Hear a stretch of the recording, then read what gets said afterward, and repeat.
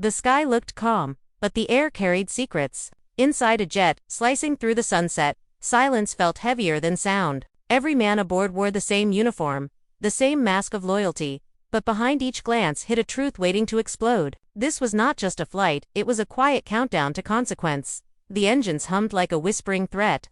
Steady and smooth, almost comforting. Outside the window, clouds rolled like waves of cotton, soft and endless. Inside, the tension was a storm of its own. 6 men sat in silence, their eyes fixed on nothing, their thoughts running wild. Each carried something more dangerous than a weapon, a secret. At the front sat the commander, his face unreadable. He was the Queen's most trusted man, or at least, he believed he still was. His hands rested neatly on his lap, but his knuckles were pale, his pulse racing. He looked across the cabin at his team, loyal, disciplined, trained to follow orders without hesitation. But even he could feel it, something was off tonight.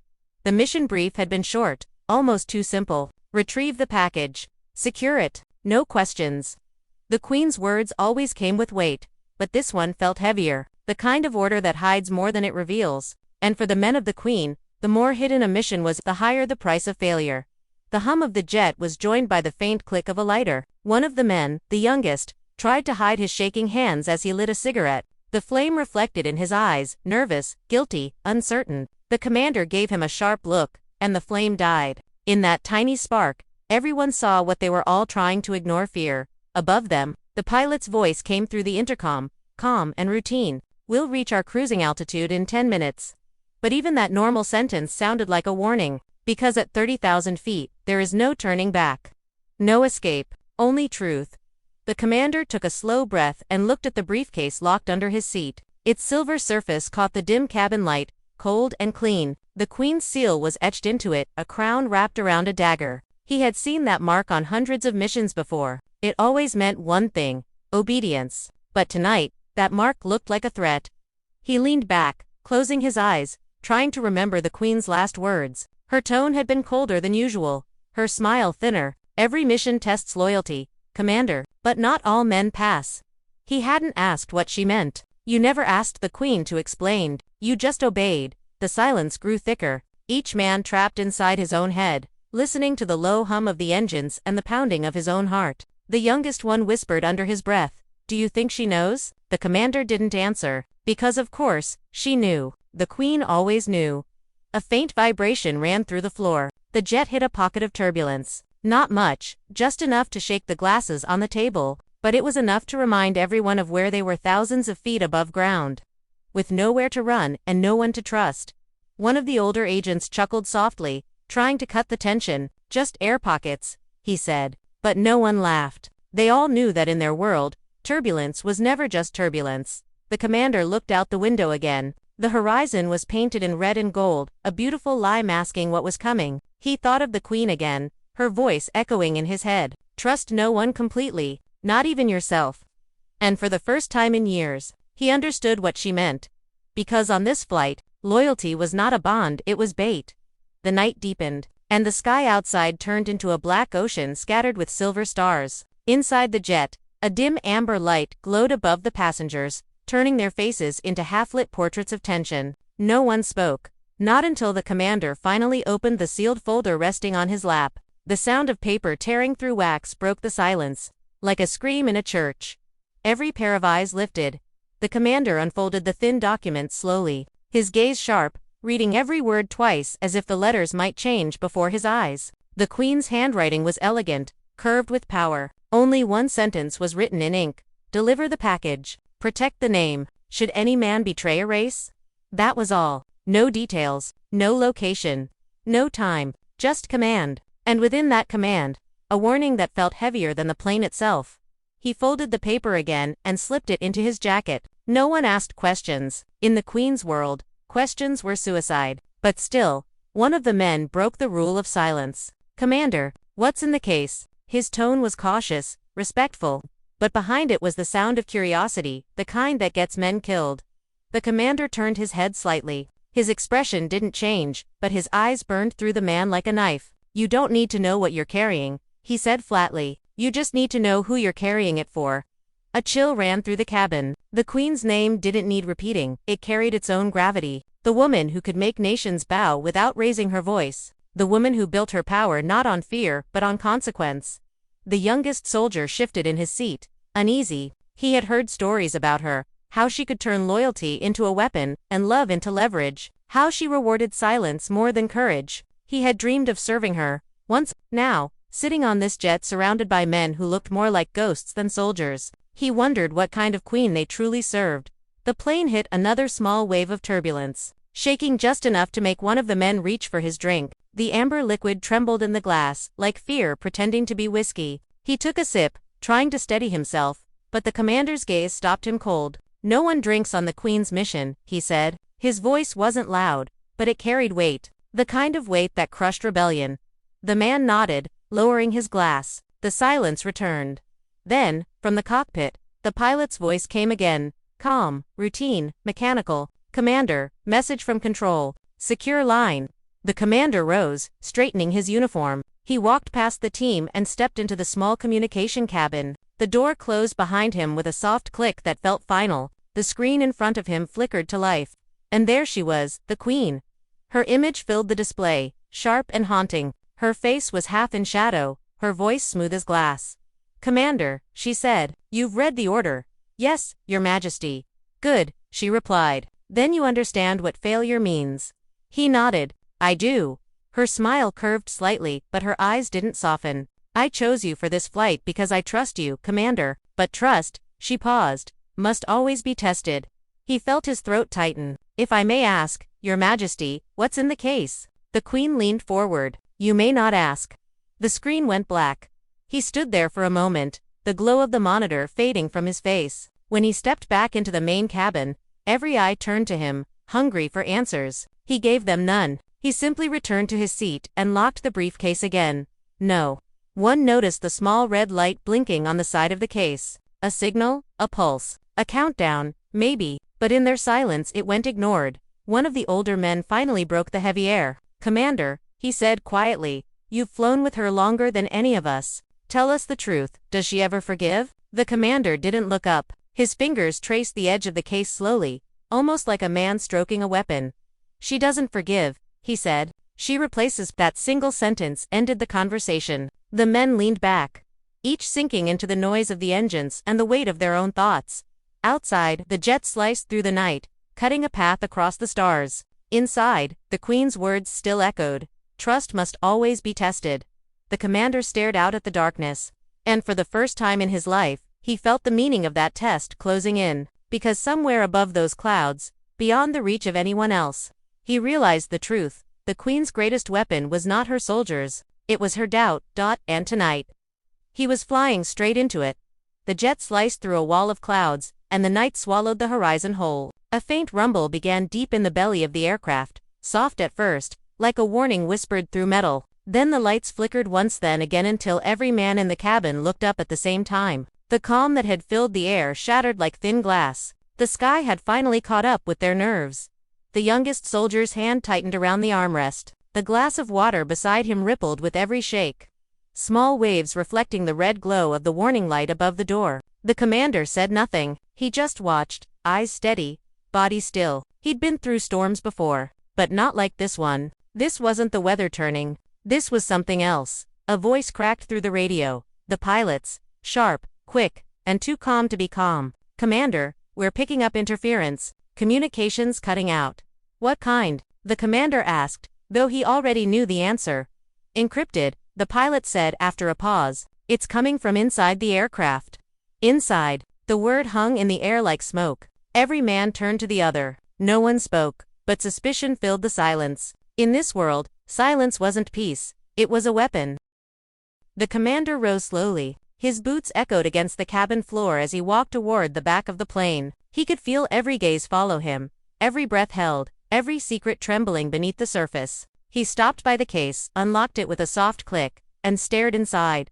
It wasn't money, it wasn't diamonds. It was a small black device, smooth, circular, humming faintly with red light. He had seen technology like this before, but never inside a Queen's mission.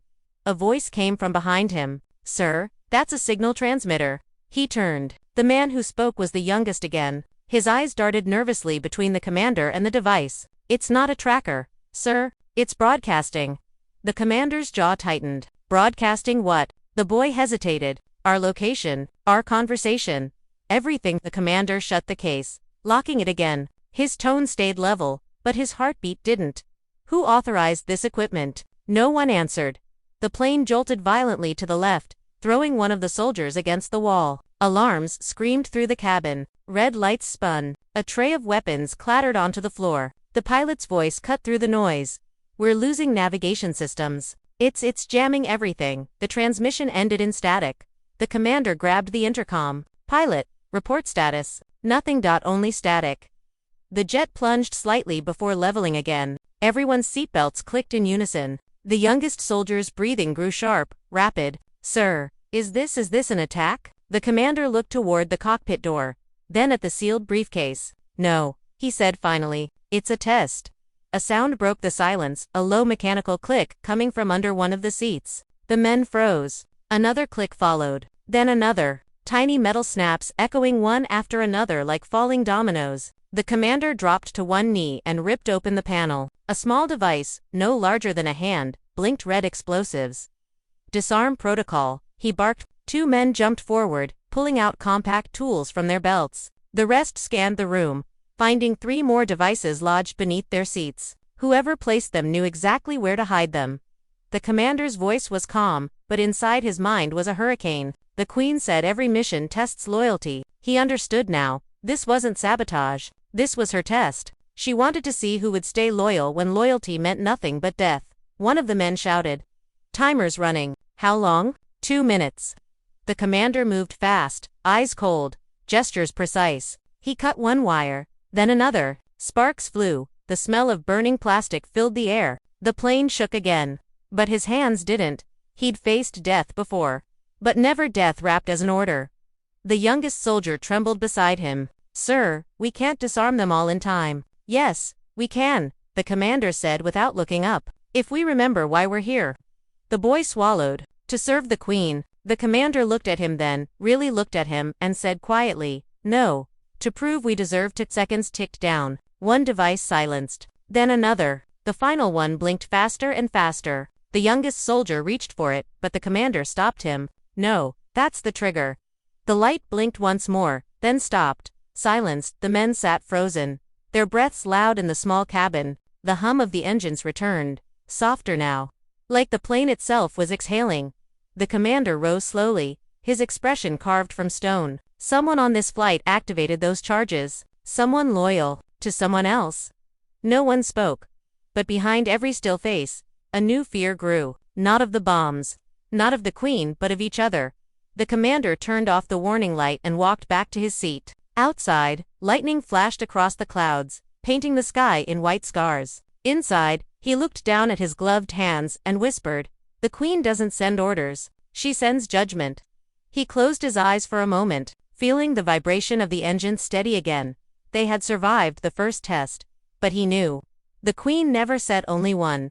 The storm had passed, but the silence it left behind was far worse. The air inside the jet was thick, heavy with something no one dared name fear. Every man sat still, their breathing shallow, as if the slightest sound might awaken whatever ghost still lingered in the cabin. The red lights had stopped flashing, but the color seemed burned into their eyes. The commander stood near the sealed case again. The silver box gleamed faintly under the low light, clean and cold, to clean, to cold. It didn't belong to any of them. It belonged to her, the Queen. He placed his hand on top of it, and for a moment, the hum of the engines was replaced by the hum of his own pulse. He opened the lock slowly, expecting to see the same black device he had sealed away earlier. But it wasn't there. It was gone. In its place was a small card, smooth, white, and marked with the Queen's seal. He turned it over. Only one line was written on it. A leader is only proven when his men turn against him. He stared at it, unblinking, as a cold realization spread through his chest like poison. This wasn't about a mission. This wasn't about the device, or even the Queen's orders. This was about him. He was the test. Behind him, a sound broke the stillness, a soft metallic click. The unmistakable sound of a safety being released. He didn't turn around. He didn't need to. The rhythm of the sound was familiar, intimate. He had trained them himself. He knew how they moved. Whoever's holding that weapon, he said quietly, you only get one chance. No response, only the whisper of the plane cutting through the dark sky.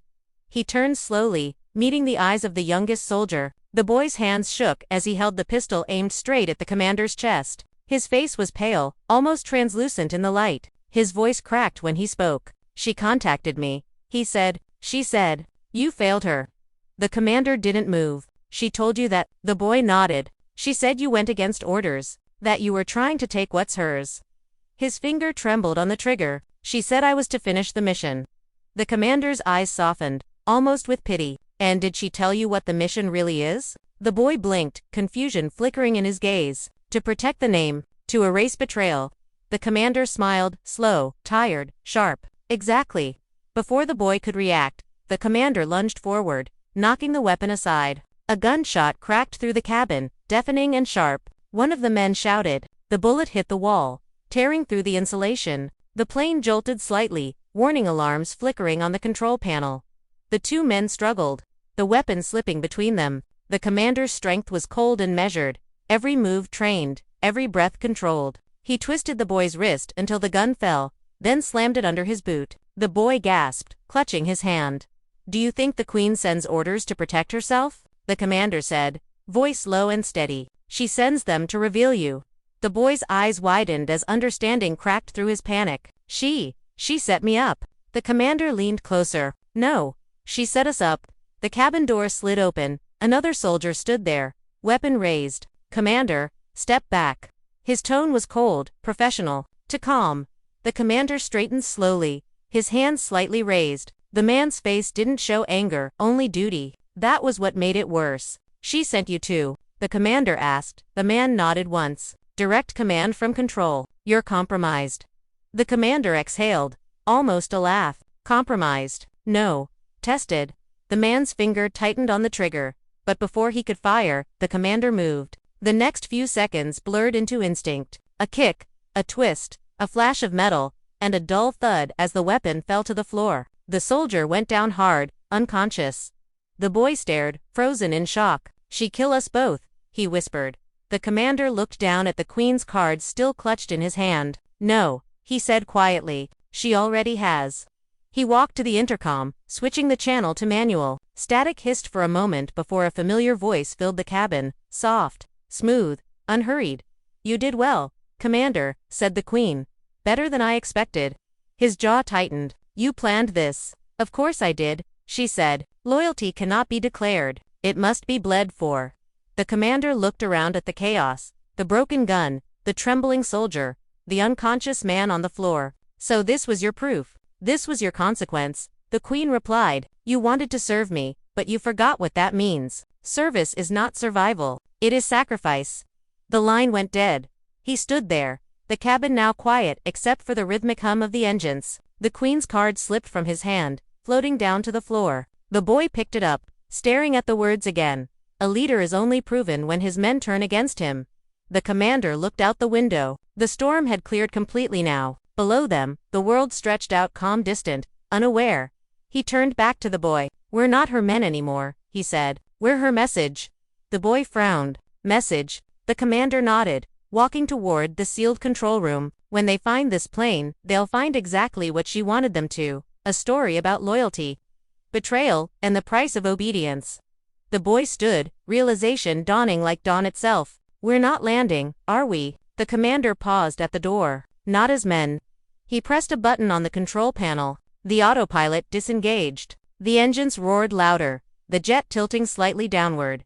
And for a moment, just one brief, suspended heartbeat, the commander smiled.